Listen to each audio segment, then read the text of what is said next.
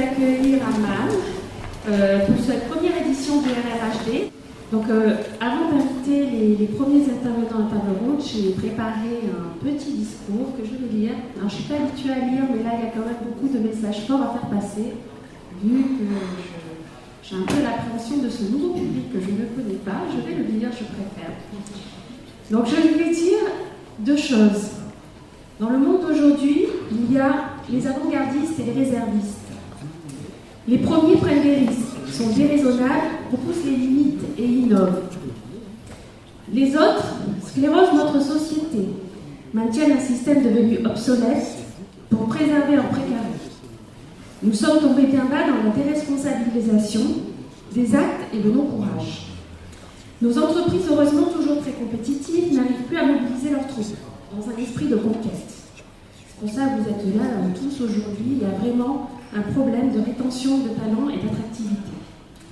Les pays occidentaux souffrent de désenchantement et de démobilisation, d'où notre sujet donc d'aujourd'hui. L'adhésion ne se fait plus et les salariés tournent les talons dès que leur intérêt personnel prime. Le rêve d'une société solidaire et fraternelle est révolu. Chacun pour soi, plus de sens ni de bien commun. Pourquoi l'envie n'est plus? Qu'est-ce qui anime le désir? Trop avoir tue. Le manque, l'adversité nous fait nous surpasser. L'armée est bien placée pour le savoir. Les Français n'ont plus faim et l'Occident est devenu une société désabusée face à une Asie et une Afrique en pleine ébullition. Notre société est devenue triste d'avoir, sous antidépresseurs. Elle tourne en rond, se replie sur elle-même. Malgré tous les efforts et les stratégies marque employeurs des entreprises, l'envie ne se donne pas. Alors comment créer le manque et l'envie de participer au projet d'entreprise? Je dirais en foutant la paix aux salariés, en leur donnant plus d'autonomie et de responsabilité. Nous aurons des exemples d'initiatives concrètes lors de ces tables rondes. Les entreprises prennent-elles assez la symbolique de l'effort? Non, c'est à elles qu'il continuera le plus les candidats dans une course effrénée aux avantages de toutes sortes. Une pensée ambiante d'écoute et de bienveillance. Est-ce que la stimulation psychologique marche? Est-ce que l'accompagnement marche? C'est pas si sûr. On cherche à comprendre l'autre et au lieu d'avoir un plaisir exogène, on crée un déplaisir endogène. Il faut fantasmer l'entreprise et pour cela, il faut qu'elle soit inatteignable. On a envie de travailler chez Apple, pourtant c'est dur, mais on se bouscule pour aller travailler là-bas. Pourquoi il n'y a plus de stars aujourd'hui? Parce qu'il n'y a plus de sacrés, il n'y a plus de rêves impossibles. Le but de l'entreprise, c'est la croissance, c'est gagner de l'argent, c'est pas le CA, c'est les bénéfices. Et pour le bénéfice, il faut le rêve. Il faut le rêve pour se dépasser. Quel monde veut-on demain? On ne veut plus de gestionnaires, mais des aventuriers de la vie et de l'abondance. Notre époque est déterminante pour créer une nouvelle entreprise, une entreprise nouvelle génération. La science fait un pas énorme et la culture générale dégringole. La science est la plus belle chose qui peut arriver à notre siècle. Il faut avoir peur du manque de culture générale qui a comme source le manque d'ardeur. Comment faire pour que les jeunes aient envie de bosser? Il faut une politique de rêve, avec un ADN fort, la fierté d'appartenance par la personnalité du directeur général de l'entreprise. S'il communique bien, l'entreprise communiquera bien. La réussite d'une entreprise tient à sa force de persuasion de la direction. C'est pourquoi nous avons voulu aujourd'hui réunir les directeurs généraux et les DRH à débattre. Donc la parole est ouverte et je vais inviter les premiers intervenants de la table ronde qui nous font l'honneur d'être parmi nous aujourd'hui. Donc je vais appeler le général Chary, responsable de la fonction transformation de la fonction ressources humaines au ministère de la Défense, Véronique Montama, directrice marketing et prospective RH chez Sopra HR Software, Catherine de Colbert, présidente du directoire cartonnerie Houdin, Valérie Combe-Santonja, membre du directoire Caisse d'épargne, Loire-Centre, et Jean-Louis Garcia, directeur général délégué, direction générale, formation, recherche, économie, emploi, région Centre-Val de Loire. Général Chary, vous allez ouvrir donc les débats et nous exposer votre vision des enjeux actuels pour la formation en âge, s'il vous plaît. Bien, déjà. Merci de m'avoir invité, mesdames, messieurs, en vos titres et qualités. Je vais vous offrir donc un modeste début de discussion avec un cas d'usage. La transformation en matière de RH, je ne vais pas m'inscrire dans une démarche darwinienne en disant si on ne s'adapte pas, on meurt. On sait très bien en tant que militaire. L'innovation pour nous, c'est presque congénital. Je vais plutôt m'inscrire dans un thème qui dit que pour moi, transformer, ça correspond à une finalité. Donc à partir de là, il y a l'évolution. Puis il y a un moment où il faut vraiment se poser des bonnes questions et il faut transformer. Donc je vais m'appuyer avec une expérience assez courte au RH, parce que je suis du monde du numérique. J'étais avant à l'état-major de l'armée de terre en tant que responsable innovation et transformation numérique en charge de la mise en place de tous les moyens numériques de l'armée de terre. Et j'ai depuis 6 mois pris un poste de chef de la fonction transformation de la fonction RH à la direction des ressources humaines du ministère des armées, on s'appelle des RHMD. Comme quoi, vous voyez, la transformation, il faut encore bouger les cibles. Donc, pour ce cas d'usage, le ministère, c'est la classe 300 000. Et c'est tout un tas de singularités, la singularité militaire avant tout, qui font qu'on peut être très en avance sur certains points en matière de RH et d'utilisation du numérique, et puis en retard sur d'autres. Ne serait-ce que parce qu'on a une culture du secret, donc un cloisonnement des données. Parce que notre singularité fait que sur 300 000, on est quasiment à 30 000 de recrutement par an, donc 10% du dispositif change tous les ans. Donc voilà, ça met le décor en place de ce cas d'usage. Et donc pour moi, si je dis transformation, ça fait appel à tout ce qu'on est en train de faire actuellement. Et la finalité, avant tout pour nous, de cette transformation, c'est de répondre à un besoin d'attractivité et de fidélisation. Pour remplir, pour fournir la ressource compétente, qualifiée, pour remplir les missions de protection du pays, les missions opérationnelles. Donc à travers ça, quand on dit je vais transformer pour être plus efficace, pour avoir une meilleure attractivité et mieux fidéliser, on essaie de se définir un état final recherché. Donc on dit, bon, il faudra mieux servir l'administré, donc c'est le futur administré, celui qui prend contact avec nous. Il faut assurer de meilleures conditions d'exercice du travail aux gens de la chaîne RH, qui sont quand même nombreux pour un ministère comme le nôtre, avec le flux que nous avons et donc les besoins de formation. On arrive à plus de 7000 personnes quand même. Il faut enfin améliorer la performance de la fonction en elle-même. Et une fois qu'on a parlé de ça, on imagine bien les évolutions des métiers RH, mais ce qu'on voyait moins au départ, c'est que tout cela, maintenant, c'est essentiellement lié au numérique. Et donc, ça veut dire qu'il va falloir marier deux domaines, le numérique et la RH. Les outils sont les systèmes d'armes de la RH. Les systèmes d'information sont nos armes. Et donc, il faut les travailler, les faire évoluer rapidement. Pour ça, je dirais que la transformation qui s'appuie sur le numérique dans la RH, elle peut revêtir différents efforts, et je vais toujours rester sur mon cas d'usage du ministère. Nous avons 5 grands RH principaux, 327 systèmes d'information. Et donc, il va falloir rationaliser tout ça. Et notre grand projet, c'est dans les années à venir de mettre en place un SIRH unique qui gérera en même temps la singularité militaire, la SOL, de l'autre côté, le personnel civil, plus de 60 000 personnels civils au ministère.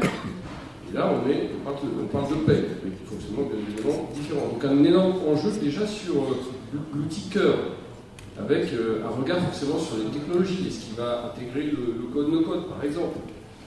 Nos outils actuels, certains sont extrêmement performants en évolution permanente, mais globalement, quand même, leur conception date d'il y a 15 ans. Donc on arrive au moment où, en plus, on a une deuxième génération d'outils numériques, et il va falloir en tirer profit.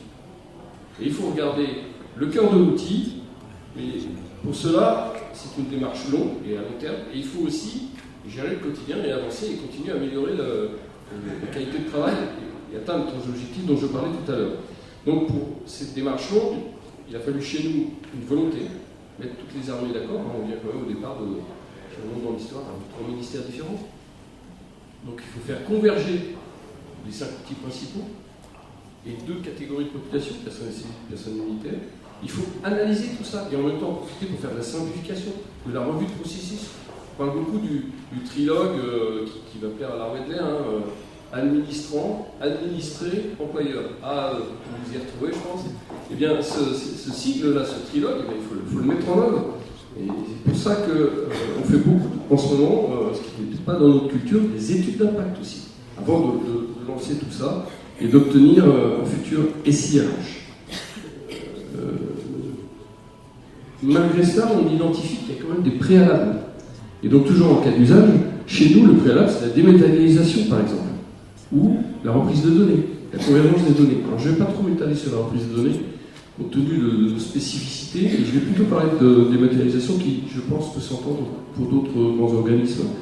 Il y a un problème de culture, les gens sont habitués à signer papier, à avoir un petit document qu'on leur amène, écrit. Il y a un problème de process, donc tout ça, ça évolue. Il y a un problème de technologie. En matière de dématérialisation, il faut mettre en place les flux, et donc ça, c'est comment on amorce le quotidien et en faisant une dématérialisation de bout en bout. Parce qu'on a beaucoup dématérialisé chez nous, mais pas de bout en bout. Il y a toujours un moment où il y a un gars qui réimprime le papier qui signe. Donc il y a le flux, puis qu'est-ce qu'on fait de ce qu'on a déjà numérisé, et pas dans les bons plans de classement, etc. Donc comment on va faire le transfert de masse de tout ça. Et puis il y a le papier.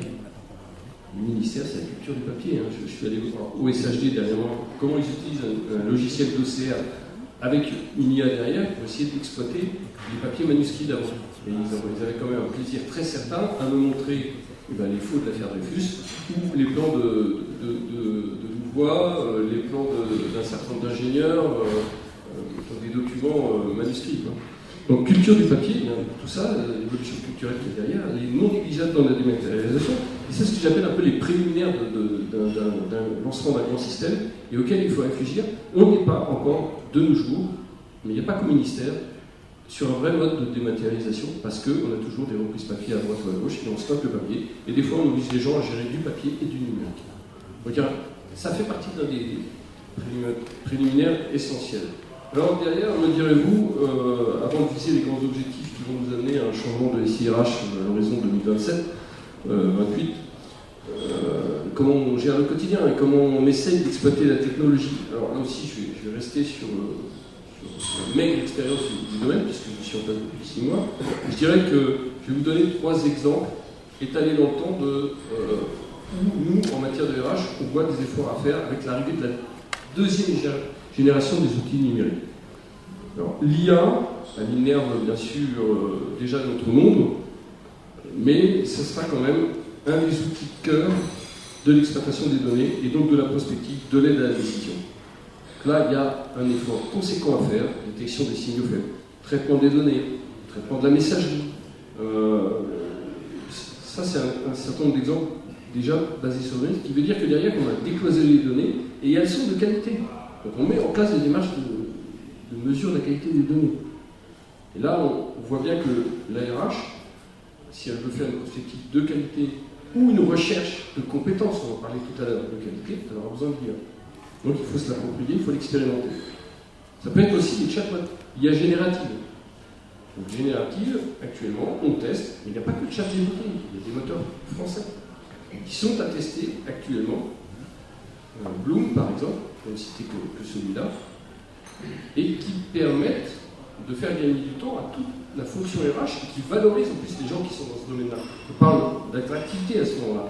C'est-à-dire que dans nos grandes directions, ils passent un tiers de leur temps à répondre à des gens au téléphone sur des questions de droit individuel. Pour les questions générales, on était sur du chatbot classique. Des questions de réponse, voilà. C'est pas suffisant. Donc maintenant, avec l'IA générative, on teste les capacités de ChatGPT et d'autres outils pour arriver à mettre en place quelque chose qui aura un spectre de réponse plus large, plus complet. Mais c'est pas anodin. On gagne du temps, on aura une permanence, 24 heures sur 24, capacité de répondre, n'importe où, en tout temps, en tout lieu, Internet pour certains. Mais comment on contrôle? Quand vous avez fait la liste des réponses, vous savez qu'il ne va pas vous répondre une bêtise. Quand vous êtes avec une IA générative, il faut mettre quelque chose en place pour être sûr qu'au final, à un moment, il ne va pas y avoir un trou de la raquette, et ce qui va être répondu peut être faux. Surtout si vous vous engagez. à travers ces réponses. Donc chatbot, IA génératif, c'est aussi une autre piste importante pour les RH. Les RPA, troisième piste. Ça, c'est l'immédiat. Donc, vous voyez, on s'est rapproché dans le temps de ce qui, à mon avis, est de plus en plus exploitable. Donc, la Robot Process Automation, les RPA, c'est du gain de temps immédiat. C'est remplacer toutes les tâches ancillaires que font un certain nombre de personnes quand ils prennent une donnée dans un SI en ayant ouvert un formulaire et ils le rebasculent ailleurs. Ou alors, ils se font leur petit fichier Excel pour récupérer des données dans 3 trucs différents. On a beaucoup de gens qui quittent les institutions, je vous ai parlé de turnover, eh bien, il faut remplir l'attestation employeur, et là, qu'est-ce qu'on fait? On prend les données qui sont sur notre intradef, donc réseau, on doit les reporter dans le formulaire Pôle emploi. Et ça se fait rien. Donc là-dessus, on peut mettre des RPA, par exemple. Donc il y a beaucoup d'exemples de RPA qui peuvent être utilisés. Voilà. Avec 3 technologies, j'essaye d'illustrer pour notre ministère ce que peut amener la technologie dans le domaine RH. Et ça nous conduit forcément à la conduite du changement. C'est-à-dire que ce n'est pas forcément dans notre culture. La RH, c'est avant tout un contact avec quelqu'un. Et donc passer et être derrière les outils, ce n'est pas forcément dans notre culture. Et la conduite du changement, elle passe par 2 grands vecteurs pour moi, information et formation.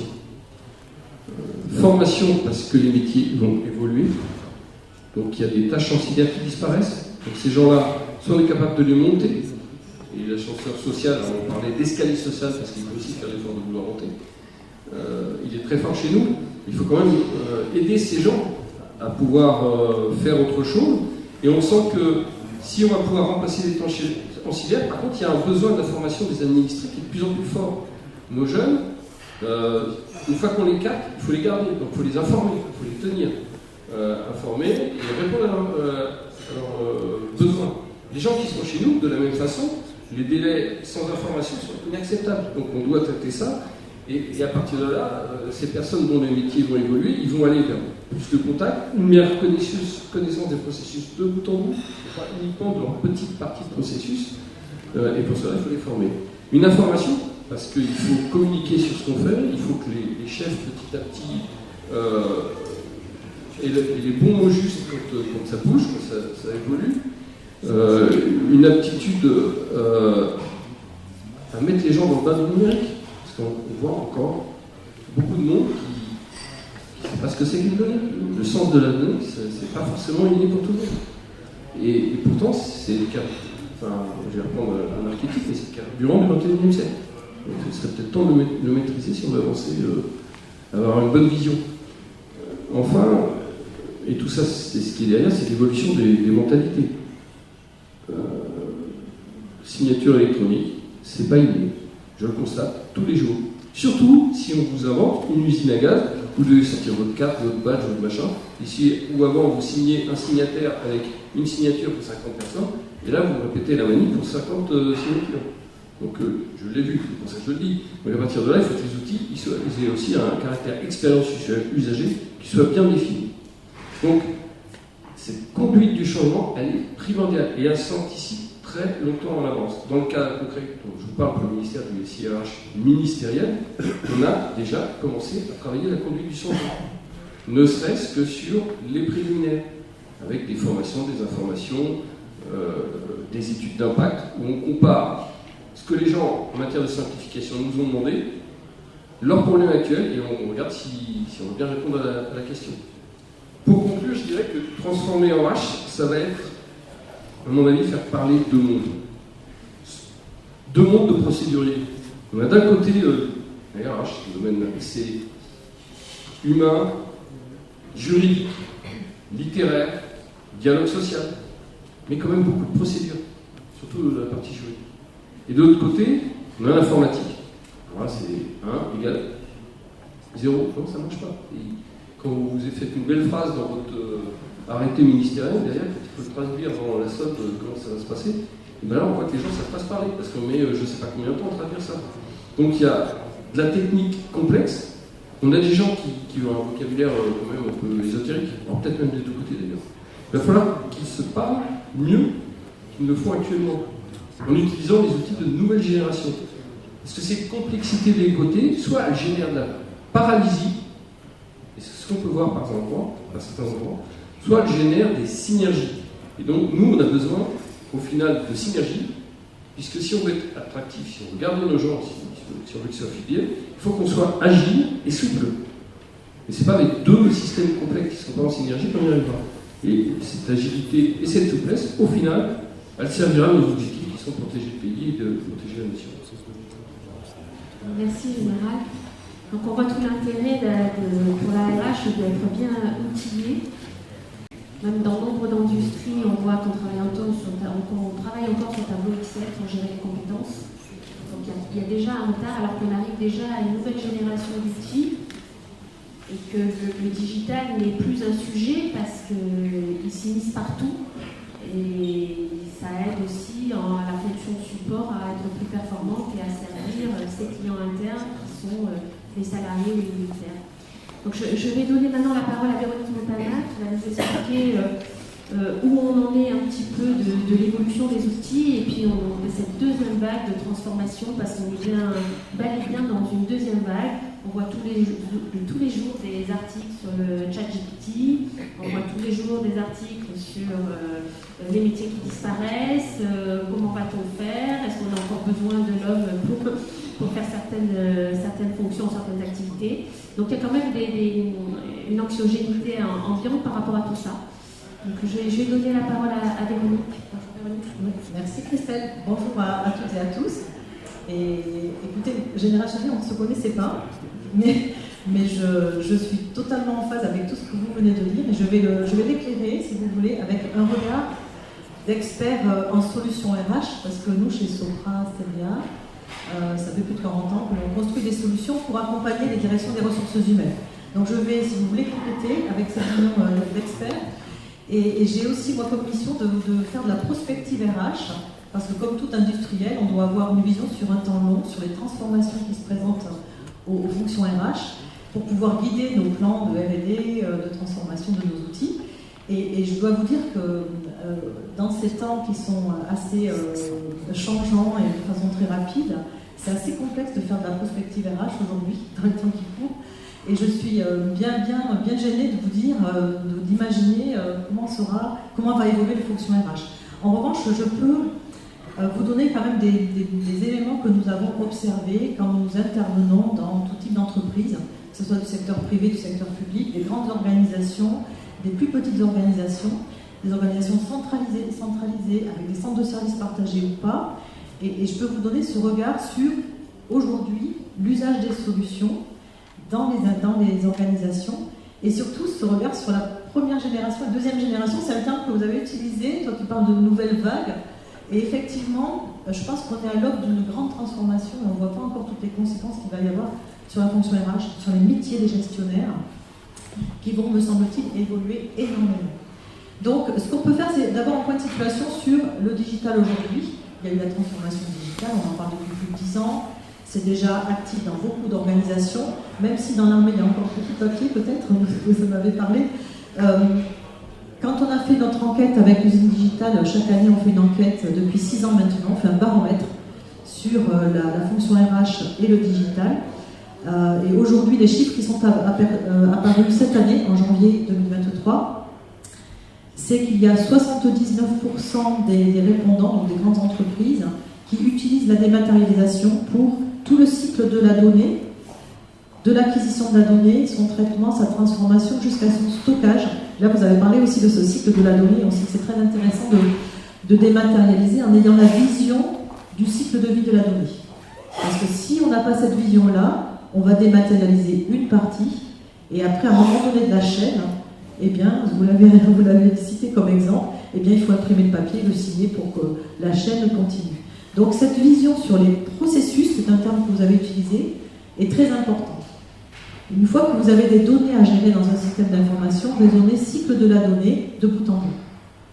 Donc là, on a mis en place des solutions de dématérialisation dans beaucoup d'organisations et ça a été accéléré avec les années 2020-2021, bien entendu, puisque toutes les fonctions RH ont dû fonctionner à distance. Donc on peut dire que ça, c'est un petit peu derrière nous maintenant, cette partie dématérialisation, coffre-fort numérique, distribution des informations à différents acteurs, processus, workflow.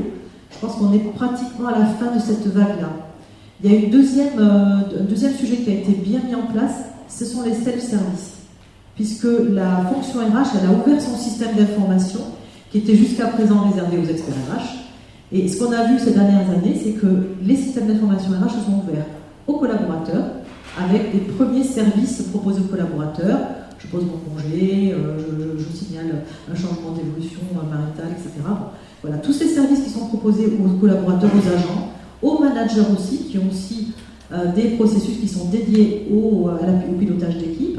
Donc ça, c'est une deuxième grand champ d'application qui s'est maintenant bien diffusé dans les organisations avec des systèmes de smartphone. On voit le Hatawad, donc voilà, le collaborateur, il a accès 24/24 à des services RH. Ça a permis d'ouvrir l'amplitude de services pour la fonction RH. Ça, c'était le grand avantage en fait pour une fonction RH. Elle pouvait proposer ses services même le week-end pour pouvoir en fait garder le lien avec les collaborateurs. Troisième partie, c'est toute la formation à distance. Depuis les 2 dernières années, beaucoup d'organisations se sont organisées avec des plateformes de formation à distance. Ça a été aussi la grande évolution qu'il y a eu. Et on a vu émerger des solutions d'écoute des collaborateurs. Ça, vous en avez aussi un petit peu parlé. C'est la nécessité aujourd'hui d'être au contact de chacune des personnes. Pourquoi? Parce qu'aujourd'hui, on en a parlé en introduction, il y a la question du sens, de l'engagement, et on ne peut plus faire une gestion RH collective où on va traiter des bataillons de population qui, normalement, doivent raisonner de la même façon, évoluer de la même façon, être en mobilité de la même façon. C'est fini. Ce temps-là est terminé. La fonction RH ne peut plus gérer du collectif. Elle doit absolument traiter chaque individu dans toute sa particularité. Donc ça veut dire avoir un champ de connaissances très détaillé de chaque personne. Et donc pour cela, le digital va aider la fonction RH avec des solutions d'écoute. On a vu, il y a beaucoup d'innovations sur ce sujet, beaucoup de startups qui ont proposé des solutions très intéressantes. Et pour ça, l'innovation apportée par les startups, c'est très précieux pour la fonction RH. Et ça, je pense que ce sont des solutions qui vont se déployer et qui vont bien entendu être aidées par l'intelligence artificielle, parce qu'on a besoin d'outils intelligents pour arriver à traiter tout ce flux de données qui sont des données dématérialisées en général. Ce sont des données que l'on doit traiter et qui ne sont pas structurées sous forme de oui, non, etc. Donc ça, on va dire que c'était la première vague de transformation digitale. La deuxième génération, c'est la génération de solutions qui vont utiliser la puissance de l'intelligence artificielle. Et là, on est au tout début, même si on a commencé à mettre en place du RPA, vous en avez parlé, Robotic Process Automation. Donc là, effectivement, on est sur des métiers de gestion. Donc qui dit gestion dit processus de gestion administrative, de paye, de contrôle de paye, de déclaratif. Tous ces métiers-là, nous on a fait des études internes, on pense que les gestionnaires aujourd'hui RH passent 50% de leur temps à faire des processus sans réfléchir finalement, qui sont assez mécaniques. Et bien entendu, typiquement ces processus, on peut apprendre un algorithme facilement à le faire et à le dupliquer et à le répéter sans source d'erreur, sans se fatiguer. Et ça, c'est vraiment un apport important que l'intelligence artificielle va pouvoir apporter aux gestionnaires. Et on est dans la transformation des métiers. Le gestionnaire de demain ne sera plus du tout comme le gestionnaire actuel. Il va y avoir une montée de compétences. Tous ne pourront peut-être pas évoluer dans ces nouveaux métiers, ça c'est le sujet. Mais il y a de la transformation, il y a de l'accompagnement à faire pour ces métiers-là, de façon à ce qu'ils puissent demain être comme un pilote d'avion. Il aura son cockpit. Il a son cockpit de pilotage, il est aidé par la technologie, et le métier évolue. Il doit superviser, contrôler, mais avoir de l'expertise pour pouvoir traiter des cas complexes. Parce que les algorithmes traiteront les cas les plus récurrents, les plus fréquents. Donc il y aura une montée en compétences du métier, et ça pour les pôles d'attractivité, pour attirer des gestionnaires RH, ça va être très intéressant, parce que le métier du gestionnaire, il va devenir puissant, un métier d'expert. Voilà, donc on l'a entendu, on a des gains de productivité, bien entendu, mais aussi de la sécurité. Sécurité sur la chaîne de données de paye et de gestion administrative, et c'est pas rien. C'est pas rien, parce que derrière, on touche sur l'humain, et on sait très bien que quand on a un système d'information qui n'est pas contrôlé, c'est très complexe ensuite à gérer. Donc, on gagne en fait sur ces deux tableaux, sécurité et productivité, donc ça c'est super, et attractivité du métier. Donc là, on met en place, par exemple, du RPA. Nous, on a mis en place, puisqu'aujourd'hui, on produit de façon automatisée dans nos propres salles blanches chez Soprasteria 1 200 000 bulletins tous les mois qui sont contrôlés par des RPA. Donc aujourd'hui, on a mis en place vraiment du robotic process automation, c'est-à-dire des chaînes industrielles de production, et on travaille sur l'évolution vers le IPA, c'est-à-dire Intelligent Process Automation. C'est-à-dire que ça fait plus que du robot, ça a la connaissance métier. C'est ça la différence, si vous voulez, d'évolution de technologie. Nos robots, maintenant, ils ont l'expertise d'un gestionnaire, en fait. Ils savent traiter, alerter, contrôler, voire corriger certaines erreurs qui sont assez fréquentes. Voilà, donc là, on met de l'intelligence sur nos chaînes de production. Et aujourd'hui en France, avec nos solutions, il y a 5 millions de personnes qui sont gérées avec des bulletins de salaire, etc. Donc, on travaille sur ces évolutions pour en faire profiter ensuite tous nos clients. Donc ça, c'est l'RPA. Vous avez parlé aussi de l'IA conversationnelle, générative, etc. Donc là, par exemple, sur les chatbots, effectivement, on a mis en place les premières générations de chatbots. Et ça, par exemple, pour le centre interministériel, il y a le chatbot de Rebecca. Je ne sais pas si vous avez déjà entendu parler de Rebecca. Voilà. Donc Rebecca, elle aide aujourd'hui, je pense, 4000 gestionnaires de paye qui doivent connaître des milliers de règles de gestion très complexes, avec des différences par corps ministériel, etc. Donc, pour travailler de l'attractivité de ces métiers et aussi l'évolution, c'est-à-dire quand un nouveau gestionnaire arrive pour qu'il soit compétent et aidé par un chatbot aujourd'hui, mais les chatbots, bien entendu, vous en avez parlé, ils vont évoluer de façon beaucoup plus puissante. Et là, ça fait partie des nouveaux travaux sur lesquels nous explorons. Donc, pour juste terminer, parce que là, c'est l'intelligence artificielle, je voulais juste dire deux choses. Nous, on travaille bien entendu sur ces sujets, on a un laboratoire d'innovation pour ça, mais on travaille aussi sur deux autres sujets. C'est le numérique durable et responsable, parce qu'on ne peut pas aujourd'hui faire du digital, du numérique, sans avoir cet objectif de numérique responsable. Et on travaille sur un deuxième objectif qui est le numérique positif, c'est-à-dire inclusif, de façon à pouvoir être utilisé par toutes les populations, avec les standards RGAA, l'accessibilité des systèmes d'information, etc. Donc voilà les deux autres sujets sur lesquels nous travaillons et qui vont devenir, je pense, de plus en plus importants. On ne pourra pas faire du numérique sans avoir cette vision du numérique durable et positif. Merci. Merci, Véronique. Alors, la prospective grâce à l'intelligence process automation, ça va être très puissant. Mais la prospective, elle se fait aussi grâce aux hommes et aux femmes. Et donc, je vais donner la parole à Catherine de Colbert, qui est présidente du directoire de cartonnerie Oudin et qui met en place un véritable écosystème et réseau pour travailler notamment en partenariat avec l'OPCO sur toutes ces prospectives métiers sur le terrain et voir comment on avance avec les salariés pour se projeter et voir comment on peut augmenter ses compétences et faire face, être plus agile pour s'adapter continuellement aux évolutions du marché. Bonjour Catherine. Bonjour à tous et à toutes. Donc, Cartonnerie Oudin, société industrielle, nous sommes une centaine de salariés et nous fabriquons des supports à base de fibres recyclées pour le packaging du luxe. Alors, nous sommes partis sur 7 constats pour bâtir notre politique RH. Tout d'abord, en préambule, un constat, c'est mieux quand on le dit, c'est qu'une entreprise, c'est une communauté humaine, des hommes et des femmes qui travaillent ensemble pour une finalité. Et c'est à partir de questionnaires que nous avons bâti et notre politique. On a noté un besoin de reconnaissance, d'implication, de buts communs, bien identifiés.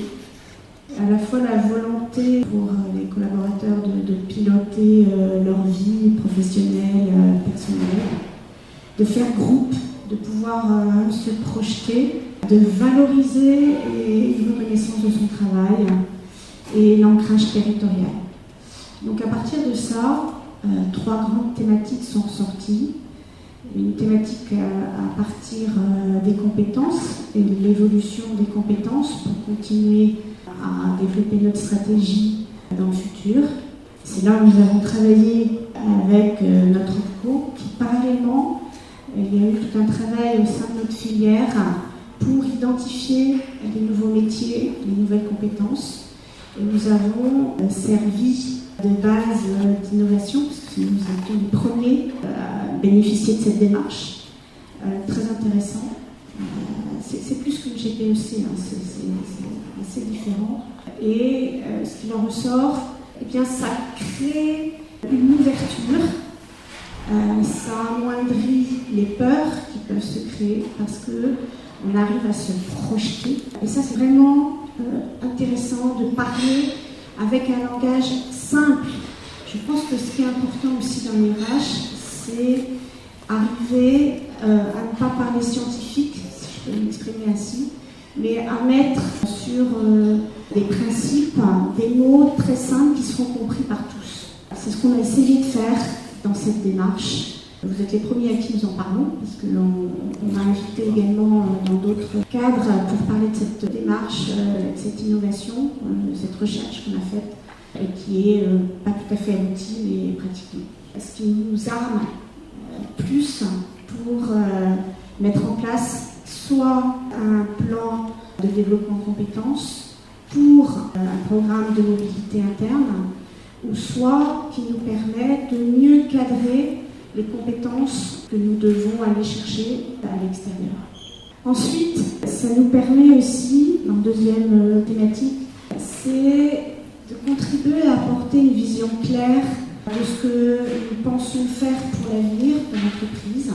Et là, c'était un petit peu compliqué parce que les rythmes de travail de l'entreprise, parce que nous travaillons en 4-8, donc il y a une partie des salariés qui ne se connaissaient pas, etc. Donc depuis 2015, nous avons osé, j'appuie sur le mot, prendre une décision qui était d'arrêter la production pendant 1 ou 2 journées par an et organiser ce qu'on appelle les journées Oudin, qui sont à la fois des journées où nous faisons tous le point de ce que nous avons fait, de ce que nous allons faire, une sorte de co-construction, un travail collaboratif, et puis de la formation par atelier avec des thématiques très diverses. Ça peut être de comprendre mieux le fonctionnement de l'entreprise en analyse fonctionnelle, ça peut être qui est mon client interne, qui est mon client externe, qu'est-ce qui est attendu de moi. Vous voyez, des choses mais très simples, des principes fondamentaux qu'il faut répéter souvent. Je peux vous dire, la première fois que nous avons fait ça, nous avons eu 50% de conformité interne en moins. Donc, un retour sur investissement, excusez-moi les grands, très important. Même pendant la période de pandémie, nous avons eu la chance de pouvoir continuer notre activité.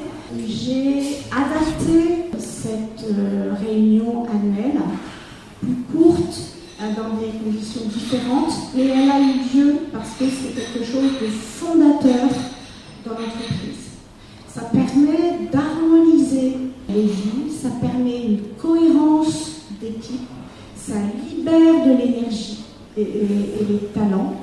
Ça permet ce que j'appelle de donner le clou et le marteau à chacun. Parce que si d'un côté il y en a un qui tient le clou et l'autre le marteau, eh bien ça ne va pas. Il faut arriver à donner de la responsabilité à chacun et que chacun identifie ce qu'il attend. Voilà.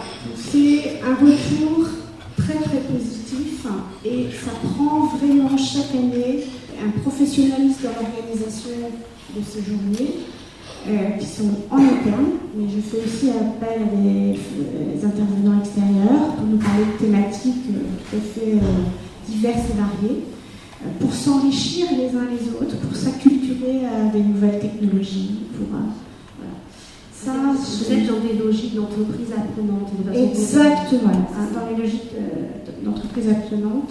Également, il y a dans le cas d'intégration de nouveaux collaborateurs, il y a tout un parcours d'intégration avec un système de tutorat qui est mis en place. Ce sont les collaborateurs qui vont transmettre leur savoir suivant un parcours déjà préétabli, ce qui fait que ça lui permet aussi de valoriser le travail, une reconnaissance de ses compétences, la responsabilité par rapport à ça, de transmettre. Toute cette politique RH axée vers les personnes, c'est très mobilisateur en temps. Ça nécessite un dialogue de qualité et de proximité, ce qui veut dire que moi-même, en tant que chef d'entreprise, et mes deux frères, nous devons avoir cette humilité d'écoute, cette qualité d'écoute, et ça c'est très important. Je pense que le rôle du chef d'entreprise et de sa posture est très importante. Et je dois vous dire avec beaucoup d'humilité que c'est quelque chose que je travaille et je me forme en permanence pour ça. Et voilà. Merci beaucoup. Donc, Valérie Comte-Santonja, vous êtes membre du directoire à la Caisse d'épargne de Loire-Centre. Donc vous avez une vision un peu holistique des problématiques auxquelles sont confrontées les entreprises des différents secteurs d'activité. Donc je vous donne la parole pour que vous nous expliquiez un petit peu votre analyse de la situation en termes d'attractivité, de pénurie des talents et toutes les problématiques auxquelles sont confrontées nos entreprises à l'heure actuelle. Bonjour. Bonjour à toutes et tous. Merci pour ces témoignages qui éclairent et qui ont illustré mon propos. Effectivement, Christelle, quand on s'est parlé, je pensais que vous vouliez avoir d'abord le témoignage de la Caisse d'épargne Loire-Centre, entreprise du territoire. Et puis en discutant, vous m'avez dit que ce qui vous intéressait, c'était dans ce rôle de croiser les regards, les pratiques, qui est l'objet de cette journée, d'avoir le regard d'une banque coopérative régionale qui accompagne les acteurs économiques. Donc nous, Caisse d'épargne Loire-Centre, on est une banque régionale. Notre territoire, c'est exactement ceux de la région Centre-Val de Loire. Et puis on accompagne l'ensemble des acteurs économiques. Moi, mon job et celui de mes équipes, c'est d'accompagner non seulement les entreprises, on en a parlé, grosso modo, on a une entreprise sur 4 qui est cliente, mais aussi tous les acteurs de l'économie sociale et solidaire. On a des réflexions de longue durée sur ces sujets-là, mais aussi les acteurs du logement social, et puis les acteurs publics, qui ont tous des problématiques dans ces grandes transitions qui sont différentes, mais qui vivent dans le même contexte.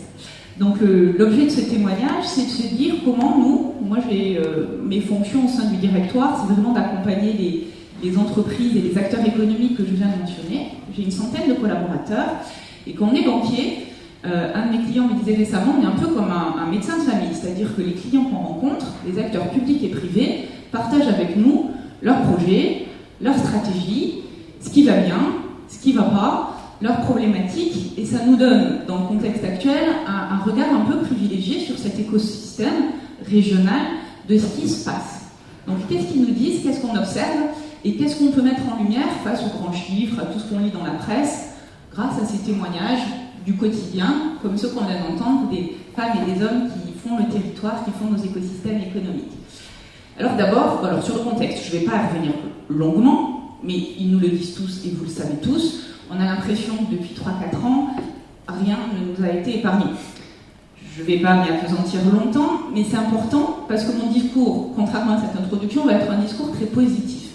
Que de dire dans tout ce qui ne nous a pas été épargné, nos entreprises, nos acteurs privés, mais aussi nos acteurs publics, ont trouvé des ressorts pour faire en sorte qu'on soit là aujourd'hui à se poser une question qui est assez fabuleuse quand même, qui est de se dire, zut, on n'arrive pas à recruter, qui est de se dire, le chômage a baissé, on a créé de l'emploi. Et ça, c'est plutôt une bonne nouvelle. Je vous rappelle les questions qu'on se posait, nos élus le rappelaient très justement en introduction, se dire qu'on est face à quelque chose qui commence à ressembler du plein emploi, c'est plutôt une bonne nouvelle pour l'économie. Donc dans ce qui ne nous a pas été épargné, on a vécu tous ensemble, et chacun avec l'objet économique de son entreprise, de sa collectivité, le Covid. On a vécu la pénurie de composants, qui nous a rappelé quand même l'importance du local. On a vécu ensuite une crise énergétique, qui a rappelé à tout le monde que notre planète et ce qui s'y passe, c'est le sujet de chacun. On a vécu la guerre en Ukraine, et puis récemment, des crises sociales et politiques qui sont un peu compliquées. Ce que je voulais vous dire ici, c'est que dans ce qu'on observe, nous, acteurs bancaires, avec un ADN coopératif sur le territoire, c'est que ça a généré chez l'ensemble des acteurs économiques des questions nouvelle sur cette question assez clé de c'est quoi mon modèle économique, mais surtout comment dans ce modèle économique je suis obligée de tenir compte de l'ensemble des parties prenantes. Le client ou l'usager, en général, tout le monde l'a en tête puisque c'est l'objet premier de son activité. Mais quand on a un choc, une pénurie de composants et matériaux, toutes les entreprises, même celles dont ce n'était pas le job, ont commencé à se poser des questions sur la logistique, sur la politique d'achat, sur qu'est-ce qu'on fait en local, qu'est-ce qu'on fait en France, qu'est-ce qu'on fait à l'étranger. Quand on a une crise énergétique, ça a poussé tout le monde, et certains évidemment se posaient cette question depuis longtemps, mais tout le monde, à se dire finalement la transformation de ma politique énergétique, l'impact sur la planète, la question énergétique et donc la question de l'environnement, de la transition énergétique et plus largement écologique, c'est devenu le sujet de tout le monde. Et nous, les chefs d'entreprise qu'on accompagne, quel que soit le secteur d'activité, l'économie sociale et solidaire par nature, on avait des gens plutôt en avance sur ces problématiques-là, mais eux aussi ont progressé. Et finalement, ces chocs qui nous ont obligés, sur la logistique, sur l'environnement, à se poser de nouvelles questions. Et la bonne nouvelle pour les personnes parmi vous qui travaillent dans le domaine des RH, et j'ai vu que vous étiez nombreux, c'est de se dire que finalement, ce choc sur le recrutement, il a généré chez toutes les entreprises, même les plus petites qui n'ont pas un directeur des ressources humaines ou une politique de ressources humaines qui était forcément écrite, à se reposer ces questions-là, qui est finalement la question essentielle qui nous relie aujourd'hui, qui est qu'est-ce qui fait qu'on se lève le matin ? Qu'est-ce qui fait qu'on quitte sa couette, sa famille, ses amis et toutes ces activités fort intéressantes, tous les hobbies qu'on a envie de faire ? Et cette question de pourquoi je me lève le matin, elle nous a tous obligés à se reposer la question de, alors on parle de raison d'être, de c'est quoi le message de mon entreprise, de mon activité, et comment, ça a été dit très justement, comment je raconte l'histoire à mes salariés, à mes collaborateurs. Et ça, pour moi, c'est une bonne nouvelle, parce que ce qu'on voit, c'est que ça a poussé l'ensemble des acteurs à se poser la question de ce mot dont on parlait beaucoup depuis longtemps, qui est la responsabilité sociétale de l'entreprise. C'est quoi une politique RSE ? C'est juste se dire que mon activité, quelle qu'elle soit, elle ne peut pas ne pas tenir compte de l'ensemble des parties prenantes. Le client et l'usager, on y pensait depuis longtemps, mais on s'est mis à se dire, tiens, mes fournisseurs, en quoi je suis responsable dans mes relations avec mes fournisseurs ?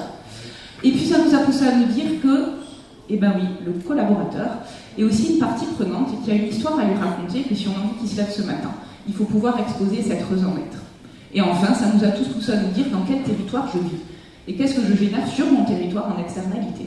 Qu'est-ce qui est positif ? Qu'est-ce qui n'est pas ? Et comment je raconte là aussi une histoire à mes clients, à mes fournisseurs et à mes collaborateurs. Donc ce sujet de la RSE, nous, Caisse d'Épargne Loire Centre, vous le savez, on est un groupe coopératif. Ça veut dire quoi ? Ça veut dire qu'on appartient à nos clients. Donc on n'est pas coté en bourse, on n'a pas d'actionnaires. Et les gens à qui on rend des comptes, ce sont nos clients. Et puis vous le savez peut-être, on a été fondé il y a 200 ans et on a été fondé par un philanthrope, Benjamin Delessert, qui a commencé à s'occuper de ce qui était à l'époque une transition, qui était de se dire, dans un monde où, rappelons-nous, c'était pas il y a si longtemps, il y a 200 ans, on n'avait pas de système social, pas de caisse de retraite, et cet homme-là s'est dit, qu'est-ce que je fais pour que les ouvriers et les gens les plus pauvres aient les moyens d'épargner, ce qui nous semble aujourd'hui une évidence, petit à petit, pour pouvoir se prémunir en cas de coup dur. Et donc nous, avec cet ADN coopératif, on approche ce sujet de la RSE depuis très longtemps, en se disant, on a une politique d'achat responsable, on se veut employeur responsable sur toutes les thématiques que les DRH ici connaissent par cœur, la mixité sociale, l'inclusion, comment je recrute, comment je donne du sens, mais ça nous a poussé à essayer d'aller plus loin. En effectuant les travaux, on a partagé quelques expériences et on va en parler longuement ce matin, de quelle histoire on raconte à nos collaborateurs, comment est-ce qu'on partage la valeur, avec des questions essentielles sur quels sont les indicateurs qu'on raconte à nos collaborateurs, et une conviction très forte qui est largement partagée ici, et là aussi nos élus ont rappelé en introduction, c'est qu'il n'y a pas de performance économique sans performance sociétale, qu'il n'y a pas de performance économique sans performance environnementale, et que ça on doit le raconter dans nos discours. Et le rôle de la fonction RH, c'est d'être en pleine capacité de rappeler ce discours-là, de raconter une histoire, certes, à nos clients, à nos fournisseurs, mais aussi à nos collaborateurs, en ayant la bonne communication, et c'est pas si simple, les bons outils, on en a parlé largement, c'est pas si simple, et puis la conviction de dirigeants, ça a été admirablement dit juste avant moi, et avec beaucoup de modestie, qu'on a un rôle à tenir par rapport à nos collaborateurs, dans le fait d'être emblématique dans nos comportements et dans le fait d'incarner tous les jolis mots que je viens de présenter, une responsabilité sociétale d'entreprise, ça se raconte, mais surtout ça se prouve.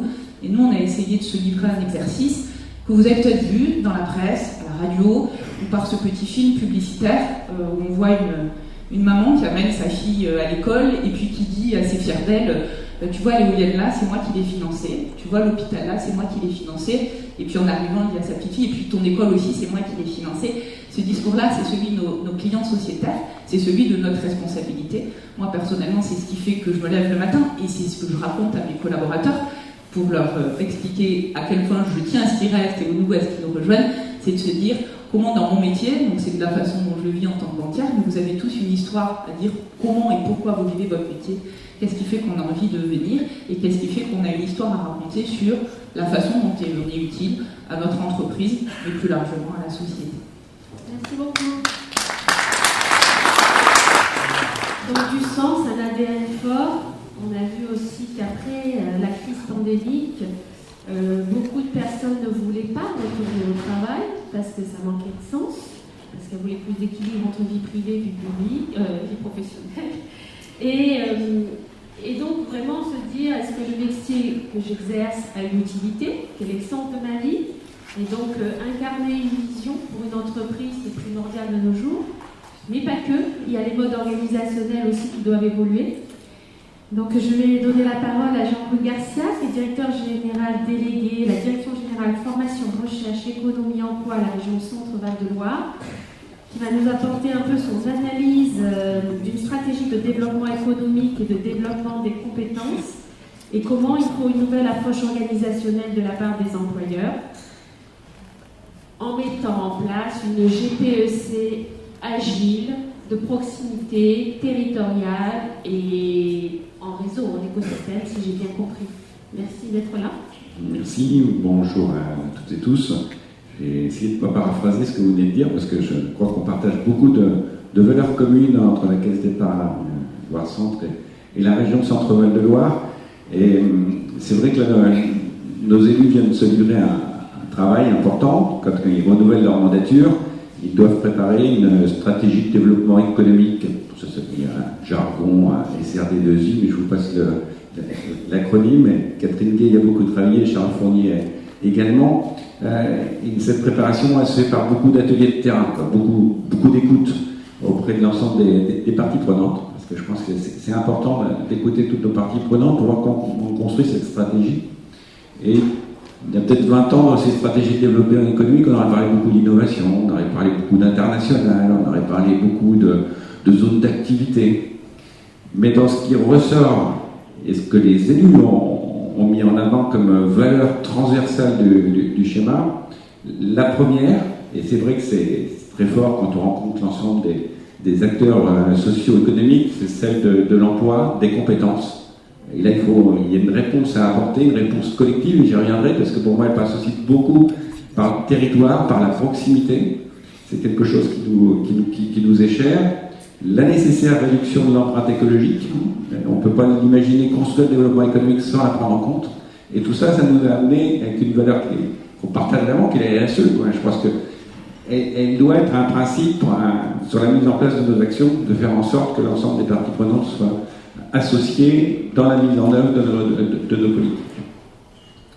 Quand je dis au niveau du territoire, pourquoi c'est important? Parce qu'on parle beaucoup de difficultés de recrutement, des tensions, mais la plupart des compétences, elles sont sur le territoire. Donc on peut imaginer en faire venir, et j'y reviendrai, parce qu'il faut aussi en faire venir des talents. Mais on a beaucoup de compétences qui sont marquées par des mutations, des transformations. Quand on transforme notre secteur automobile, qui est le premier secteur industriel de la région, forcément, il y a des personnes qui vont perdre leur emploi sur le territoire. Elles ne vont pas forcément le retrouver sur l'automobile, elles vont le retrouver aussi sur d'autres secteurs. Il faut l'accompagner, nous on l'accompagne par la formation. Donc on a des programmes de formation très importants sur le territoire, des formations que l'on fait de plus en plus sur mesure, on appelle ça des défis. Sur mesure, pourquoi sur mesure?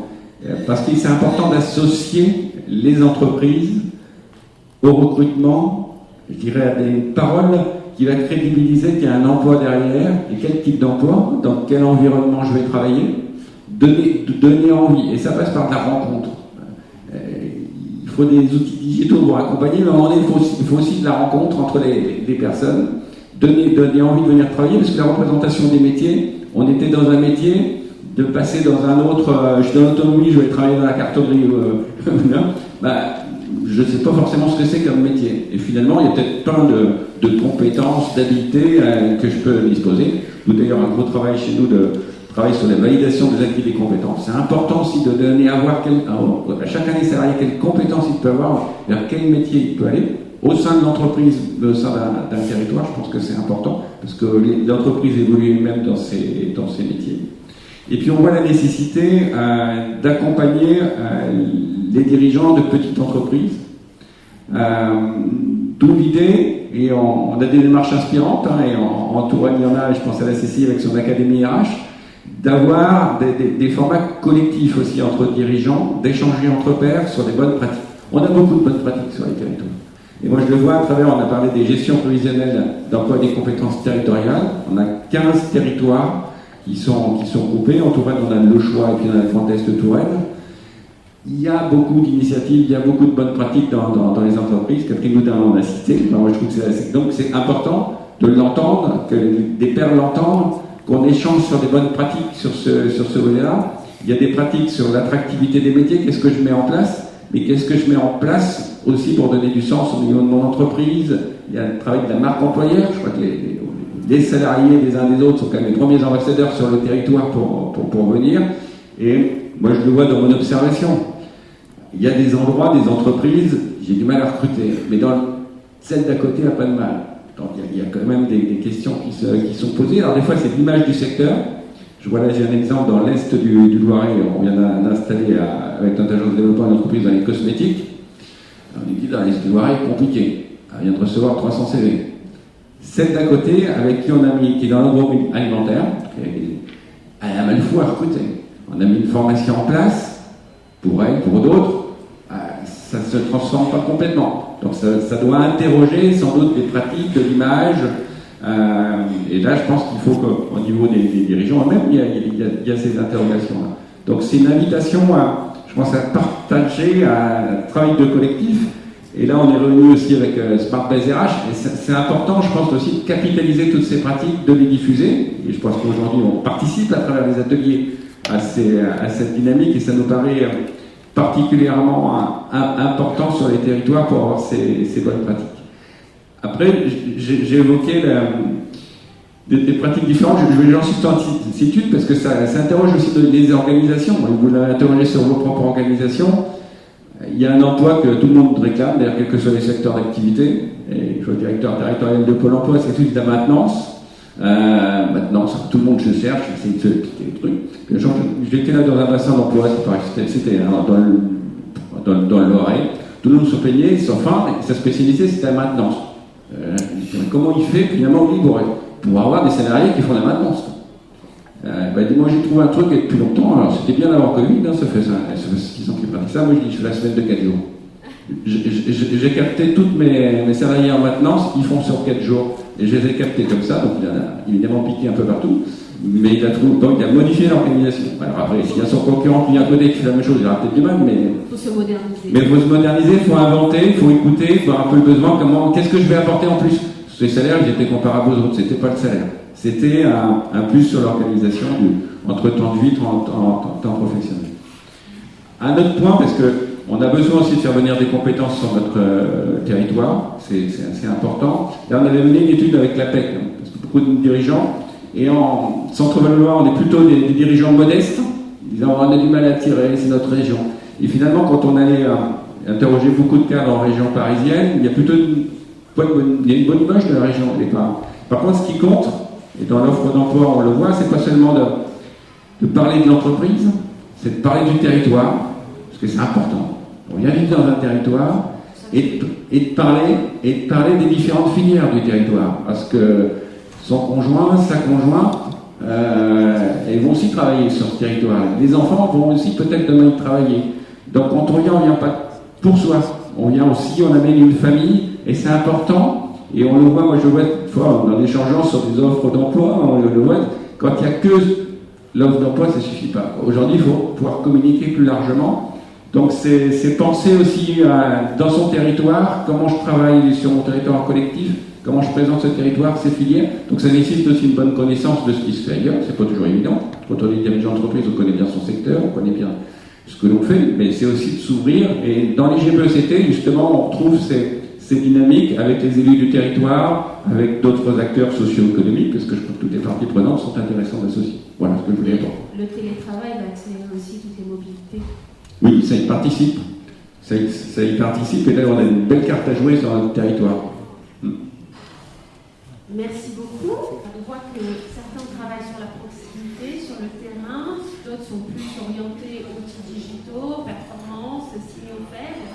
Comment, à un moment donné, ces deux chemins peuvent-ils se croiser, permettre à l'ensemble des salariés de participer un peu à une démocratie, on va dire, directe, projeter l'entreprise grâce à une accumulation, mais aussi des échanges qui peuvent se faire aussi sur des plateformes, qui peuvent se faire en réel. Comment concilier les deux dans une hybridation de l'entreprise, un éclatement sur les territoires. Voilà. Est-ce que vous sentez émerger une entreprise hybride, nouvelle génération, ou c'est encore deux systèmes un peu parallèles qui ont du mal à se rencontrer? Peut-être dire un mot. Donc, comme vous disiez, on est sur tout le territoire de la région.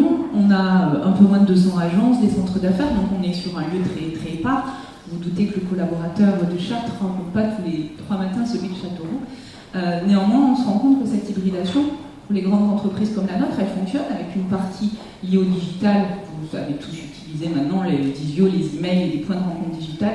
Par contre, ce dont on se rend compte, et le Covid l'a particulièrement montré, c'est que ça marche désormais très bien à distance. Par contre, ça a été dit aussi juste avant, les gens ont besoin de se rencontrer.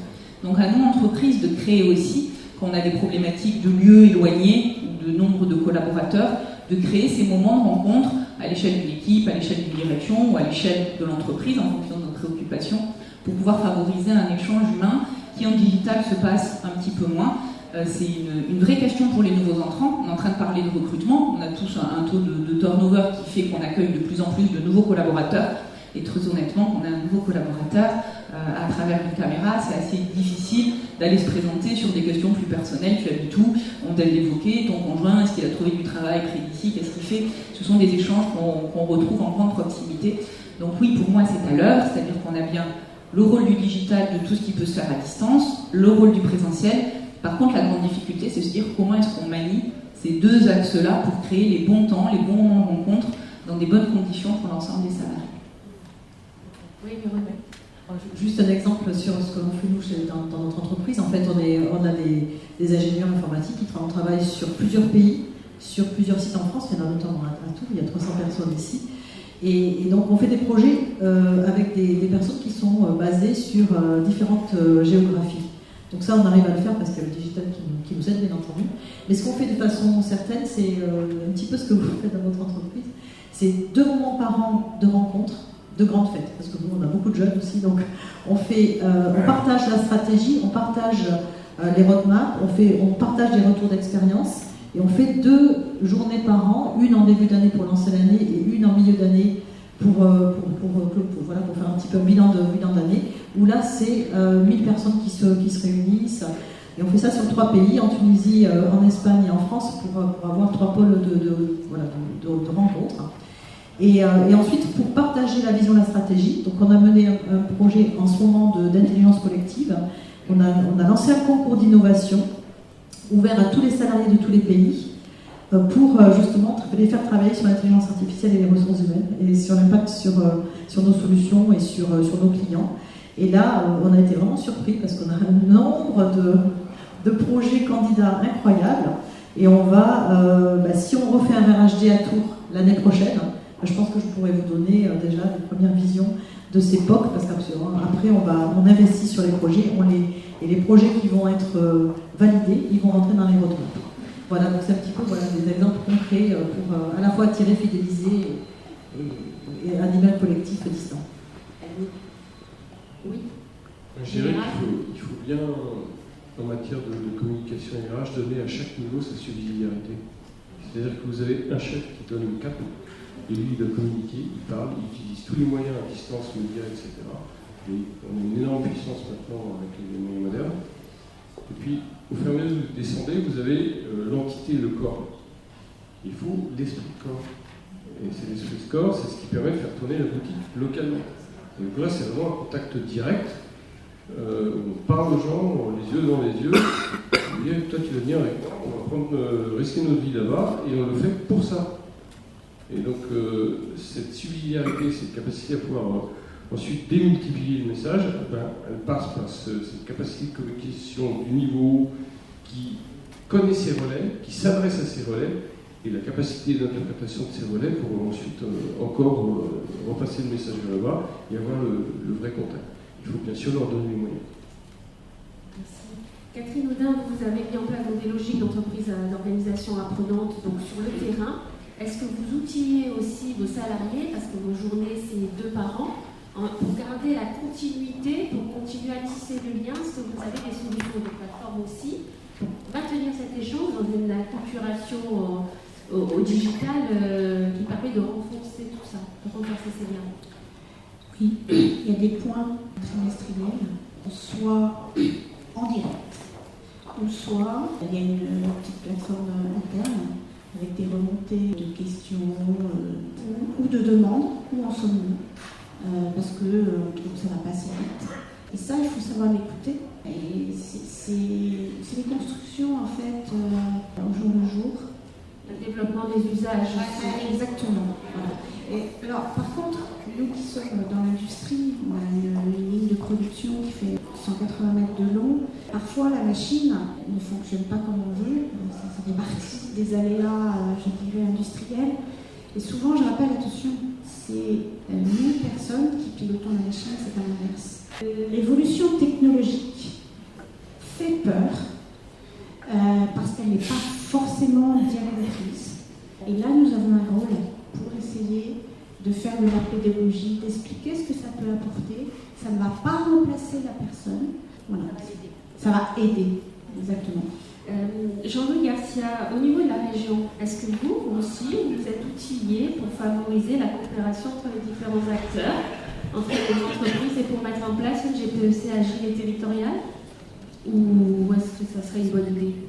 Nous, on est dans l'accompagnement des initiatives sur les territoires. Et pour réfléchir Donc, entre les GPEC elles-mêmes, c'est pour ça que je pense qu'il y a, pour moi, il y a quelque chose à faire au niveau de la Smart Base RH, de capitaliser, de faire communiquer entre ces différentes initiatives.